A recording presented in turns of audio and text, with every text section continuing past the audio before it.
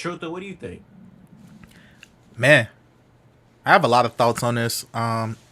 So first, I'm gonna start by playing devil's advocate, not from my perspective, but like just probably some of the thoughts or arguments that some people might have.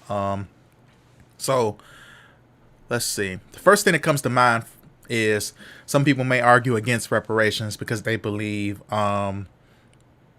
it's unfair because a lot of people of current times had no bearings or had nothing to do with slavery and things like that. Like that's past the generation that currently is here. And so a lot of people don't have that same level of attachment to reparations or feel the need to have to do something or pay a price that wasn't under their watch. And so there's a lot of that functioning. But I think the way I would respond to that is it's a lot of ignorance in how these things carried on throughout history, and it wasn't like you went from slavery to not having slavery, and it just was that simple. Like there was no other forms of suppression still. I mean, a lot of because of how bad of a situation they left the slaves in, even when they set them free, a lot of slaves couldn't leave the plantations and the different places that they were at because they had nowhere to go. Some did, but a lot didn't even have anywhere to go, so they ended up still working under their, masters, so to speak. And that was the only life that they knew, and so there was no path for them to make it. And they were supposed to, what did they say, 20 acres and a mule, I think was supposed to be given. I think 40 was acres or something? 40, yeah. And they didn't even get that. That wasn't even really a thing that was given to all. It wasn't even reparations really, because they didn't get that either.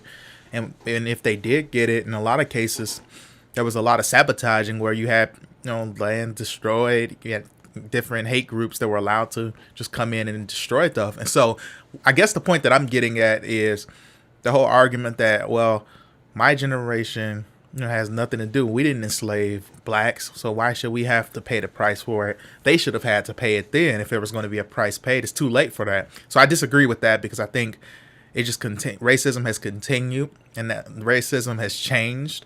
So you went from chattel slavery to Jim Crow to redlining to police what is it police brutality, and even before then you had the new Jim Crow through the whole jailing system and how they were disproportionately jailing black people for crimes that were really non-violent in nature but getting ridiculous amounts of times.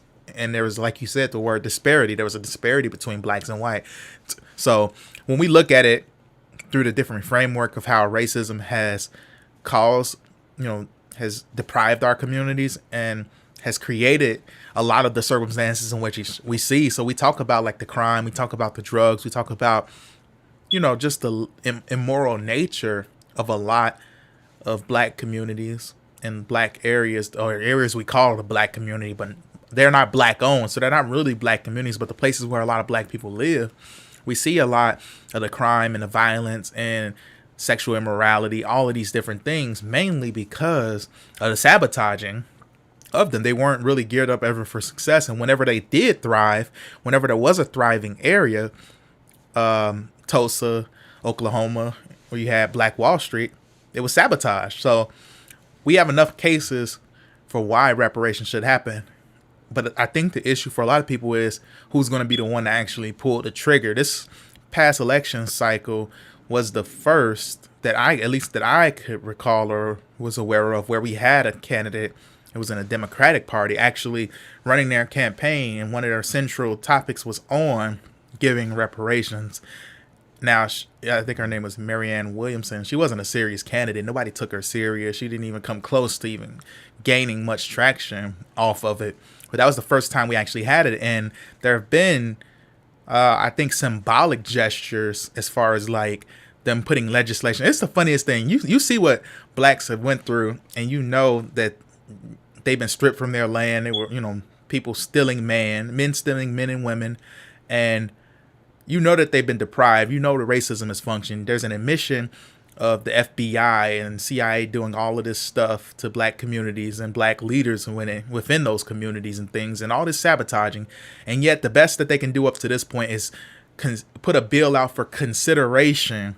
Hear me out. Consideration of researching reparations. Consideration of researching reparations. So that means they may consider researching whether or not reparations would be a viable thing, and if so, what would it look like. So they haven't even considered doing it yet. They're putting legislation to consider researching if they should do it and how it would look if they did it. So it's just very insulting, I think. And now the other side of it, real quick, that I want to touch on, another devil's advocate thing would be, well, that's socialism, or that's that cultural Marxist type of talk. Like, that's socialism, giving a people something.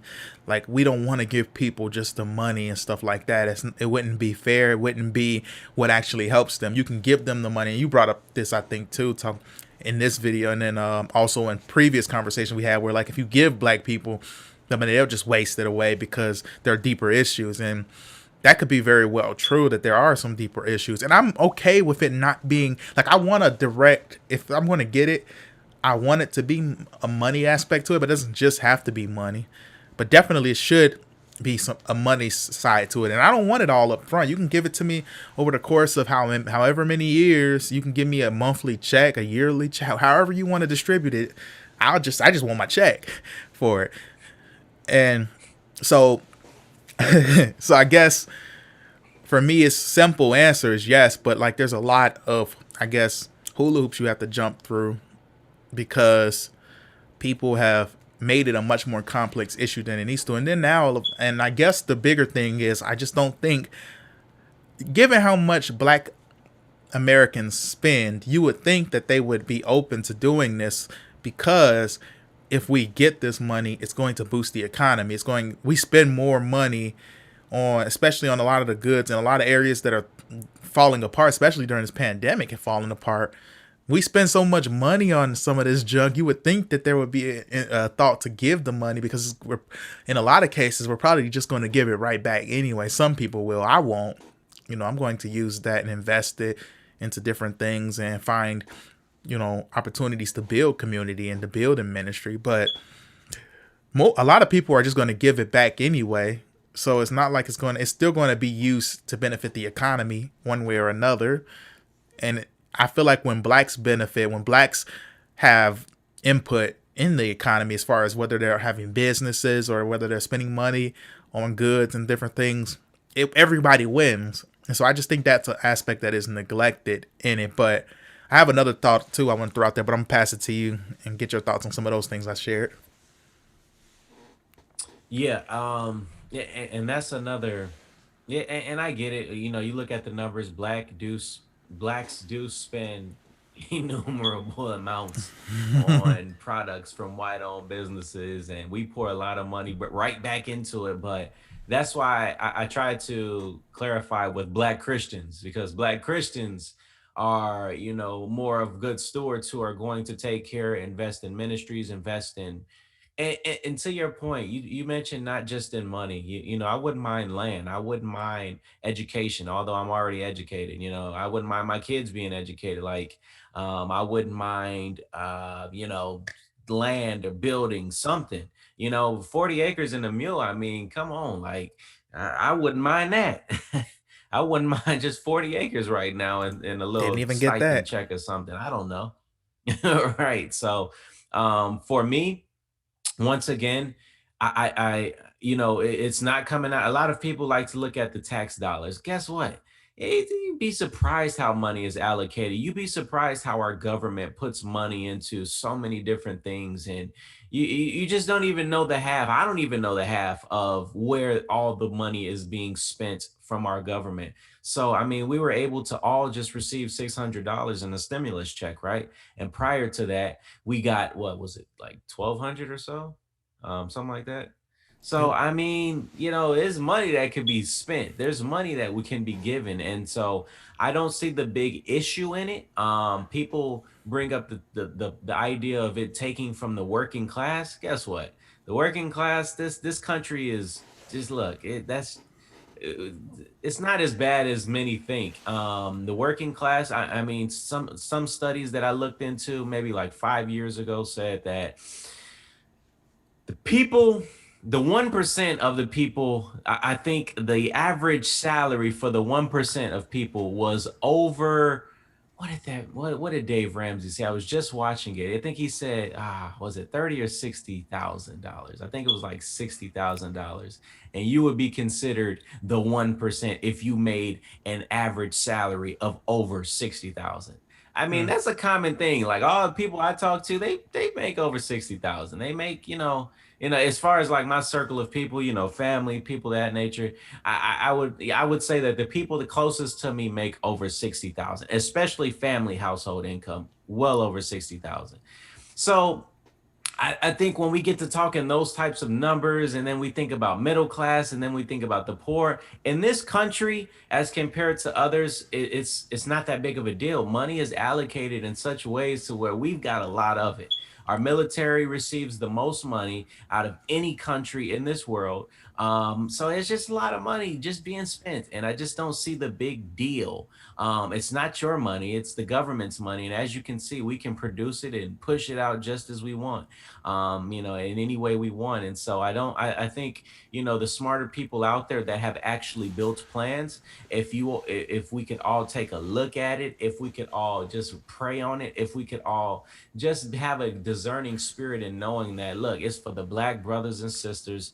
And I think we could do right by it. I think there will be people that won't do right by it, but as far as me and my family and things of that nature and people closest to me, all my minister buddies, I think we would do a good deal of changing Hmm. generational things in our life. And I think we're already on pursuit of that. I think, my people were on pursuit of that. Our mothers and fathers were on pursuit of that, but it definitely would give a good push.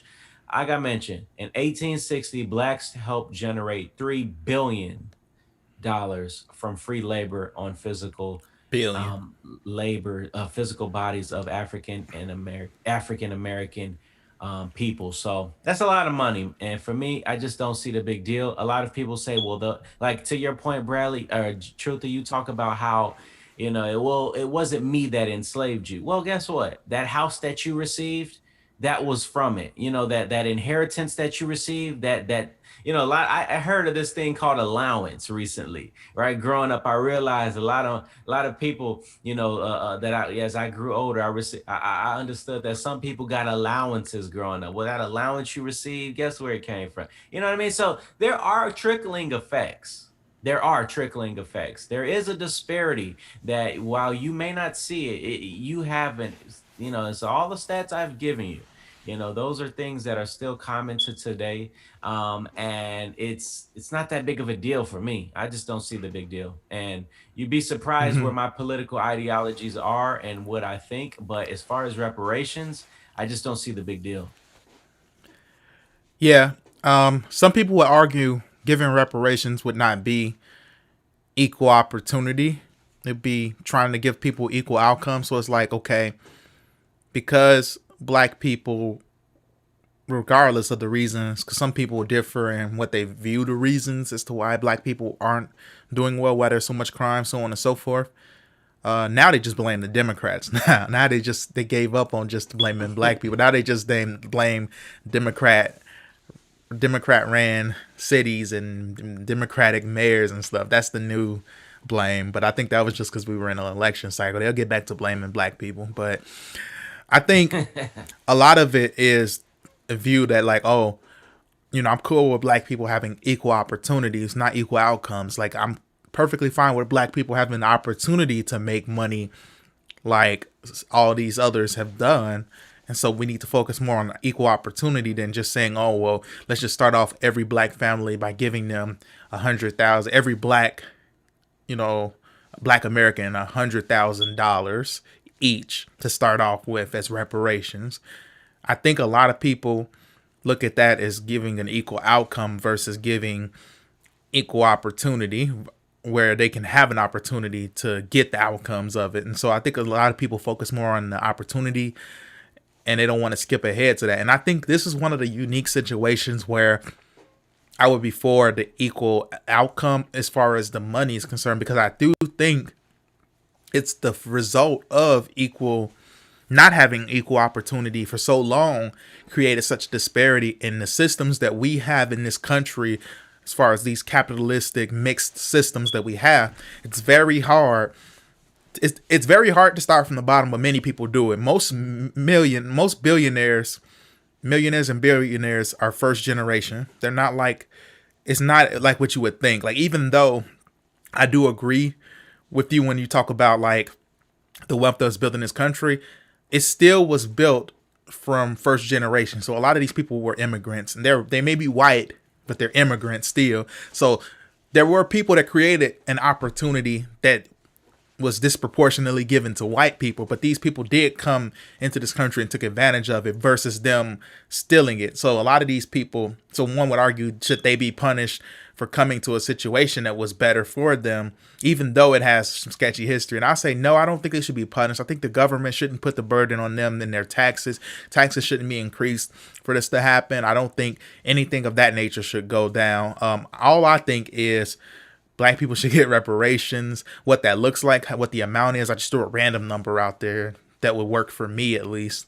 But it could be more than that. It could be less than that, depending on who you ask. I'm not. You have to look at the different studies. There's a guy named Sandy Darity that really goes deep into what he thinks reparations should look like. He's done. He said he spent several years on studying it. I would check him out if you really want a better idea of what the numbers look like. And yeah, I think it's not even an argument of whether or not black people deserve it. It's a matter of, okay, they deserve it, but will they get it, and how will they get it, and who will be the one to pull the trigger on it? And is this a trigger? It's not going to be that easy because of the way our uh, three branches of government is, and getting both Democrats and Republicans to both agree on doing it. It's going to be a very divisive issue. It's going to be very hard to win. It's not something that can just be pushed as an executive order. That much money, I don't think, at least. So it's going to be something that has to be in a federal budget, or some type of legislation has to be put into place that is bipartisan. And that's going to be the biggest challenge more than anything if we look at it logistically. So that's where I'm at with it. I want it. I don't know if I'll get it in my lifetime. Do I think we could get it? Yes. I mean, once they're done considering whether or not they should research it to even say if it's worth doing or how it can look to do it, once they do that, then I guess we might have a shot at it.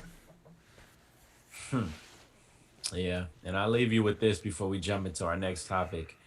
If my best friend is white and he's making 100,000 and I'm only making 60,000, and that just keeps going on from generation to generation, there is no, it's hard to, granted, yeah, I'm a Christian. My beliefs are, rooted and grounded in the things of the Lord.